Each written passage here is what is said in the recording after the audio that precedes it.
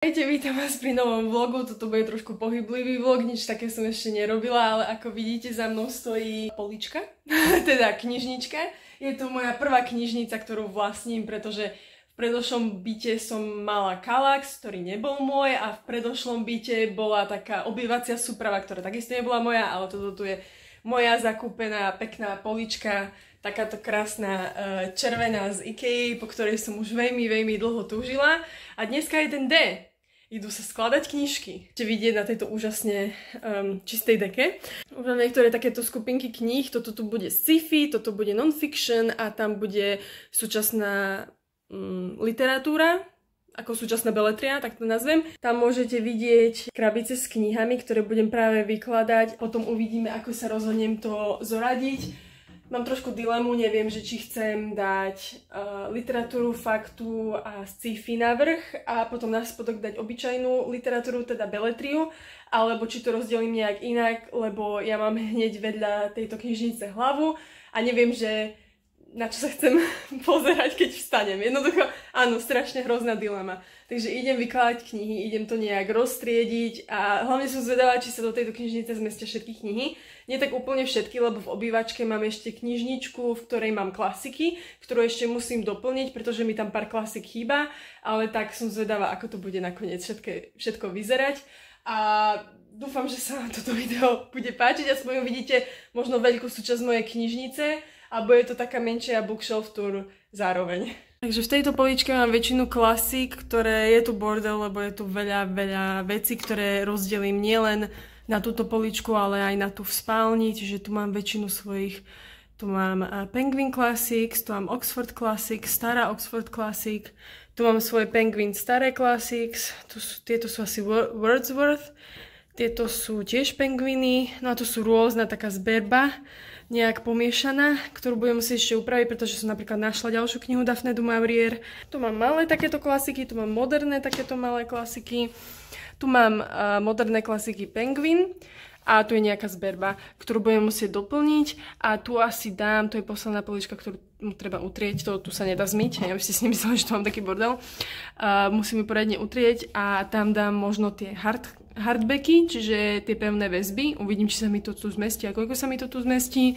No a tu dole mám časopisy, kalendár a hračky pre Robina, ale tu dole v týchto vysokých poličkách mám časopisy, takže to vyzerá pekne. No a ja si teraz musím poriadne rozmyslieť, ako to chcem urobiť. Asi najprv doplním túto klasickú poličku, pretože tu viem, aké knihy pôjdu.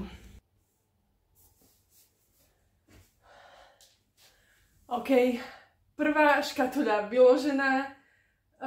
Čím ďalej, tým viac to bude zaujímavé, ako to vôbec zoradiť a či si to všetko zmestí, pretože tu nemám len svoje knihy, ale aj priateľové knihy a chcem to mať nejak rozdelené na žánre, ale v tých žánroch ešte neviem, či to budem rozdielovať abecedne, alebo podľa farby, alebo podľa veľkosti kníh. To je jedno, to ešte zistím, ako mi to bude najviac vyhovovať.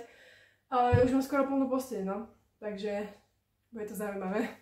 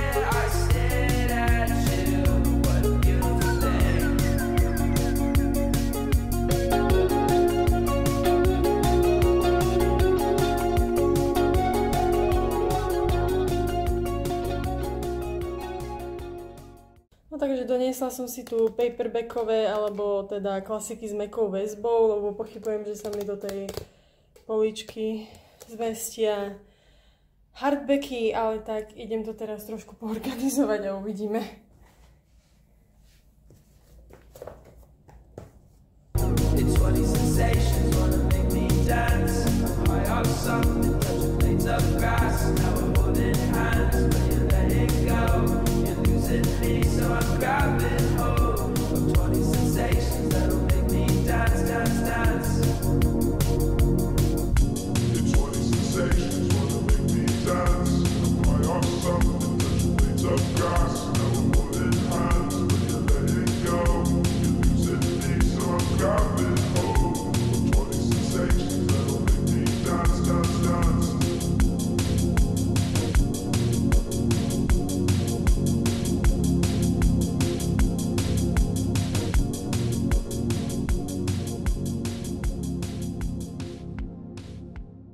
Dobre, zatiaľ to tu vyzerá tak, že som doplnila oxfordské klasiky o nejaké, čo som našla.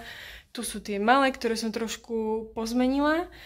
Tu pokračujeme modernými klasikami, čiže to je podľa edície zoradené a táto časť je akéby nejednotná edícia, takže to je zoradené podľa abecedy. A potom tu máme ďalšiu edíciu, čo je spolu, jednu edíciu o samote, 3 edície, čo sú spolu podľa abecedy. Toto je špeciálna deluxe verzia, ktorú mám veľmi rada, ale ešte som knihu neprečítala, tak uvidíme. Tu sú malé pengvinovky moderné. No a tu je to takto rozdelené, pretože tu je zvyšok tých malých, čo nie je úplne podľa abecedy zoradené, priznám sa, ale nejak tak podľa vibu. A tu sú tie také veľké klasiky, už som prečítala Middlemarch, Odviaté vetrom. A teda hardbacky, alebo tie pevné väzby, ktoré sú akože prekladové klasiky, sa mi tu nezmestia, čiže tu bude celá polička po anglicky. Tu jednoducho budú anglické klasiky a tie slovenské budem musieť dať niekde inde. OK, zatiaľ to vyzerá tak, možno to ešte zmením, ale teda hore som zoradila súčasnú beletriu podľa abecedy. Čo všetko je podľa abecedy. Murakamiho som dala tu hore, lebo to je iba, ako sa to volá, mass market paperback, čiže je to strašne drobné a veľmi to skáče. Tu až po tade. Tu je posledná súčasná beletria. Tu ide španielská sekcia, kde mám 4 knižky, potom nasleduje sci-fi. Tu máme čisté sci-fi. No a tu rovno nasleduje už non-fiction, alebo teda literatúra faktu. To som si zoradila tak farebne, lebo už som to mala v predošlom byte, sa mi to veľmi páčilo, táto mintová zelená so žltou. Veľa literatúry faktu mám v žltej farby, ako vidíte. To tu nie je literatúra faktu, ale teda sú to európske poviedky. Tak som to tu štúrila. A tu pokračuje literatúra faktu a takisto mám veľa literatúry faktu, ktorá je oranžová, samozrejme mechanický pomaranč nie je literatúra faktu, ale veľmi sa mi to hodí, takže berte ma s rezervou. Toto tu už nie je zoradené, samozrejme, non-fiction nemám zoradenú podľa abecedy, toto mám zoradené iba tak podľa, neviem, veľkosti kníh alebo ako sa mi to hodí, ale tak zvyšok som išla podľa abecedy. Jednoducho každý si zoradzuje poličky ako chce a ja to robím takisto, tak uvidíme, ako to bude na konci vyzerať. Dobre, tak trochu som to ešte popreskupila. Ako som hovorila, tento vrch je podľa abecedy, súčasná beletria, potom španielčina, sci-fi, ale nakoniec som oranžovú literatúru faktu dala sem. Tu mám takéto mini príručky ešte na nich. Čiže to sú moje oranžové non-fiction. Potom pokračuje ďalšie non-fiction, ktoré nie sú zoradené podľa abecedy, to je len tak, ako mi to pasovalo.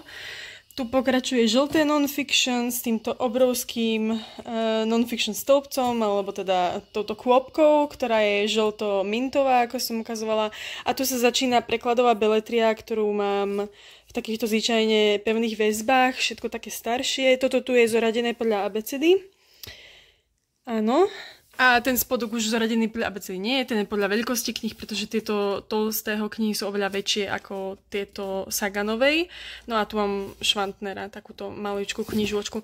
Zvyšili sa mi tieto dve knihy, ktoré sa mi tu nezmestili ako si do tej oranžovej a do tej žltej. To ešte vymyslím, že kde ich presne dám, lebo budeme mať aj nové poličky v obývačke, na ktoré môžem si dať nejaké knihy, takže možno to tak vôbec nebude vyzerať, ale jednoducho chcela som si už vyložiť knihy, aby som mala pokoj. No a dole úplne, tu mám ešte celú jednu voľnú poličku, aj toto je skoro celá voľná polička, takže nemám až toľko kníh, koľko som si myslela, že mám. Ale teda dole pokračujú knihy môjho priateľa, ktoré sú teda nejaké non-fiction, tam je Tolkien samozrejme, Game of Thrones, a na konci nejaké knihy z fyziky. Ja som jeho knihy zakorporovala aj celkovej tejto knižnice, pretože napríklad ten Ted Chiang je jeho, ale teda je to sci-fi, tak som to dala sem. Takisto Why We Sleep, The Body Keeps the Score a táto kniha od Feynmana sú takisto jeho, ale keďže sú oranžové, tak som ich dala sem. Sapiens a Hawking sú takisto jeho, ale jednoducho zakorporovala som to nejak do tejto knižnice. Takže takto nejak aktuálne vyzerá moja knižnica. Ja som celkom spokojná, uvidíme, ako to bude pokračovať. Samozrejme mám strašne veľa miesta, kde ešte môžem knihy dať. Ešte budem mať poličky v obývačke, takisto v pracovni môžem mať poličky, ale na teraz mi stačí táto knižnička. No a ja vám ešte ukážem nejaké knihy, ktorých sa budem zbavovať, do ktoré jednoducho v knižnici nechcem mať, pretože ich ďalej používať napríklad nebudem. No takže na záver videa som sa ešte rozhodla, že vám ukážem knihy, ktorých sa budem zbavovať, pretože som vedela, že keď si budem vykladať knihy, určite nájdem také, ktoré už v knižnici nechcem mať. Neberte si to nejak osobne, nejde o knihy, ktoré sú zlé alebo niečo, alebo ide o knihy, ktoré nepotrebujem mať v knižnici, pretože si ich napríklad požičam z knižnice, alebo som ich začala čítať a nepadli mi, alebo už som ich prečítala a veľmi sa mi nepáčili, takže ich radšej posuniem ďalej, alebo duplikáty a tak ďalej. Takže začneme týmito dvoma knihami.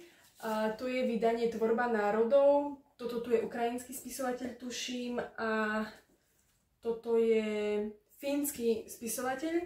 Mám tu tieto knihy Žena v zrkadle a Pastier a pastierka. Tieto knihy som zohnala za 50 centov z knižnej burzy v mestskej knižnici a úprimne ja som pôvodne chcela túto sériu Tvorby národov zbierať, pretože mám napríklad korejského autora a mám takisto aj argentínskeho autora, ale chcem si na svojej poličke nechať knihy, ktoré vážne som prečítala alebo vážne mám záujem si prečítať, lebo sú to spisovatelia, ktorí ma veľmi zaujímajú. Tieto knihy bohužiaľ som fakt zobrala, pretože to boli tieto edície, vôbec nič o nich neviem a vôbec ma neláka ich čítať. Ak niekedy na nich narazím a budem si ich chcieť prečítať, ja si myslím, že v knižnici ich určite nájdem, takže buď ich pôjdem odložiť do takej tej malej knižničky vonku, kde sa dávajú knižky, alebo neviem, ich odnesiem naspäť na burzu. Ďalšiu knihu, ktorej sa chcem zbaviť, alebo teda ju posuniem ďalej, je On Cats od Doris Lessing.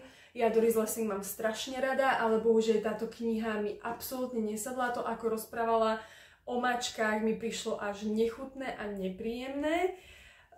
A tak knižka, ktorú som si myslela, že bude taká milá, rozkošná o mačičkách, pretože mala rada mačky, tak bohužiaľ nedokázala som sa donútiť ani prečítať tretinu.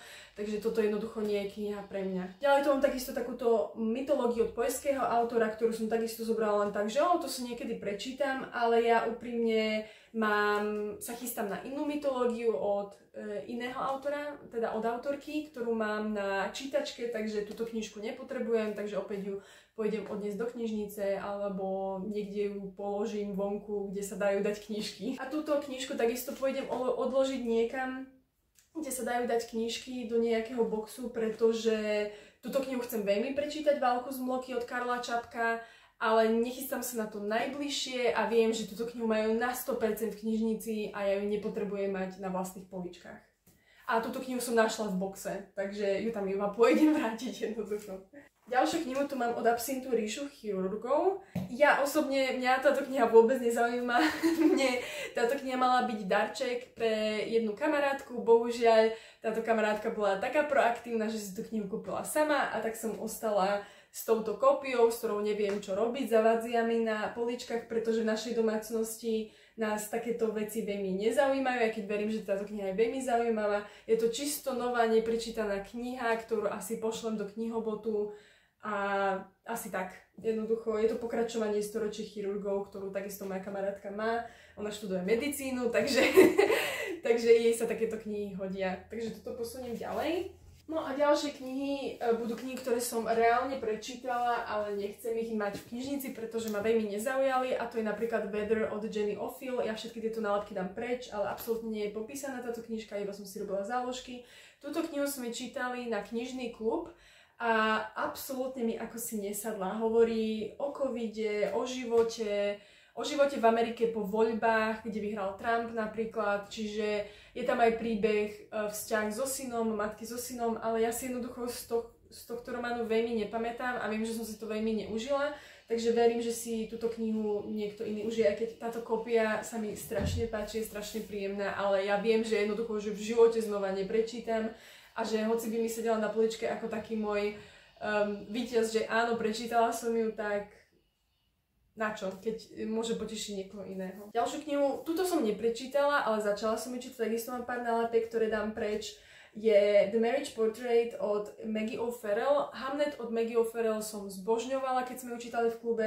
Túto knihu som si chcela takisto kúpiť, keďže je novšia, ale bohužiaľ došla som asi do štvrtiny a absolútne ma nezaujala a viem, že ma ani v budúcnosti nezaujíme, pretože sú tam nejaké aspekty, ktoré mi vadia, ktoré mi prídu zdĺhavé a nudné. Čítala som pár recenzií, ktoré mi povedali, že sa to ku koncu nezlepší, takže je to kniha, ktorou ako keby nechcem strácať čas a viem, že viacerí ľudia si túto knihu užijú. Je to Manželský portrét po slovensky a tu asi dám takisto do knihobotu, keďže je úplne čisto nová a tak len trošku prečítaná, ani som nezlomila chrbát, takže je to úplne v poriadku. Ďalšiu knihu, ktorú som prečítala a veľmi som si neužila, je Outline od Rachel Cusk.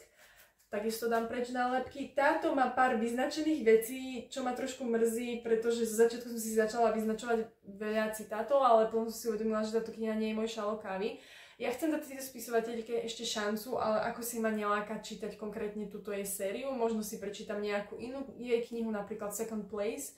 Sa mi zdá, že by ma mohol zaujímať, ale bohužiaľ nejak ma táto kniha nezaujala a snáď sa mi ju podarí niekomu dať aj s tým povyznačovaním. Možno ju dám iba do boxu, že ju ani nebudem dávať do knihobotu alebo tak, lebo mi to trošku nepríde fér, keď som si tam vyznačila pár vecí. A posledná kniha, ktorú som prečítala, ktorej sa chcem ako keby zbaviť, je Miss Pettigrew Lives for a Day od Winifred Watson. Táto kniha má krásne ilustrácie, je to od Persephone, čo je veľmi zaujímavé vydavateľstvo a ja mám tu viacero knížiek od nej, ktorých takisto posuniem ďalej. Táto kniha jednoducho vôbec nebola môj šálok kávy, bola taká sexistická, rasistická, aj keď to bolo z pohľadu ženy, taká povrchná, malo to byť vtipné, ale ja som sa skôr tvárila polovicu knihu, že preboha, o čom to rozprávajú. Aj keď tie ilustrácie sú fakt krásne, túto knižku jednoducho nepotrebujem mať na poličke, pretože viem, že po nej nikdy nesiahnem a úprimne nikomu by som ju ani neodporúčala. Viem, že je to film, možno by som si pozerala film, možno to bude nejak zaujímavo natočené, ale táto kniha ma jednoducho sklamala. A ďalšie dve knihy, ktoré tu mám, sú knihy, ktoré som neprečítala, ale jednoducho za tie, neviem, 3 roky, čo ich mám, ma absolútne neláka ich čítať a nemyslím si, že niekedy ma bude lákať ich čítať.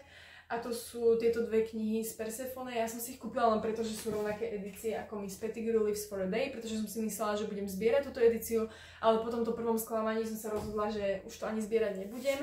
Táto kniha je The Other Elizabeth Taylor. Možno poznáte, Elizabeth Taylor bola herečka. A ja som si ako si myslela, že táto kniha bude o tejto herečke, že možno by ma zaujímalo o nej si prečítať, ale v skutočnosti ono to nie je o tejto herečke, ono to je o anglickej spisovateľke minulého storočia, ktorá má rovnaké meno. Ja som o tejto spisovateľke nič nečítala, neviem, či sa k nej niekedy dostanem. Jednoducho, ak niekedy budem chcieť túto knihu znova zohnať, tak si ju zoženiem, ale najbližších neviem koľko rokov si nemyslím, že po nej budem chcieť siahnuť. A to isté platí pre toto. To sa nazýva Kitchen Essays od Agnes Jekyll a síce to vyzerá zaujímavo, neviem, či by ma niekedy lákalo po tejto knihe siahnuť.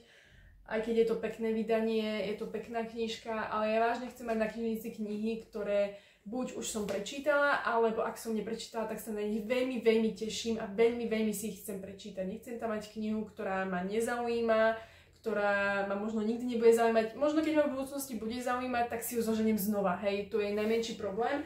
Ale jednoducho ja chcem mať knižnicu takú, že keď sa na ňu pozriem, tak sa jednoducho usmejem, budem sa mať na čo tešiť, budem sa mať z čoho tešiť, pretože som buď knihy prečítala, alebo sa na nich veľmi teším. Takže tieto knihy posuniem ďalej, buď na knihobote, alebo ich pôjdem dať niekde do boxu, do knižnice. A to je koniec tohto videa. Ja dúfam, že ste si trošku užili tento môj chaos, aj keď, ako ste videli, tie poličky boli zaujímavé naskladané, niečo bolo podľa ABCD, niečo bolo podľa farby. Jednoducho ja to možno ešte zmením, ale urobilo mi to veľkú radosť, pretože som sa strašne... Už som tu... tuším 3 mesiace v tomto novom byte a nemala som vyložené knižky. Viete, čo to bolo za utrpenie v mojom srdci a teraz som rada, že sú vyložené, že ich môžem vidieť, že sa na nich môžem pozrieť. A normálne mi je smutno, že ich mám tak málo. Ja som si vždy myslela, že mám veľa kníh, ale nezaplnila som ani jednu knižnicu. Aj keď hovorím, keby som zobrala všetky tie klasiky, tak asi by som ich ani nevobchala sem. Ale tvárme sa, že 2 knižnice je ešte úplne v pohode. Množstvo kníh, ja na nejaké knižky zaujímavé čakám. Dokonca mám objednané 3 knihy, ktoré mi prídu asi až v decembri, pretože sú z Megabooks a niekedy, keď chcete konkrétnu knihu, tak musí prísť zo zahraničia, tak tam je dlhšia čakačka. Čiže čakám na 3 knižky, na ktoré sa veľmi teším a ktoré si dám sem do knižnice a no, to je asi všetko. Dajte mi do komentára vedieť, či sa vám nejaké knihy páčili, ako si vy organizujete knižnicu a čo ste v poslednej dobe prečítali. My sa vidíme v ďalšom videu. Ahojte! Máme prestávku? Lebo knižky sa ťažko dvíhajú. Hm?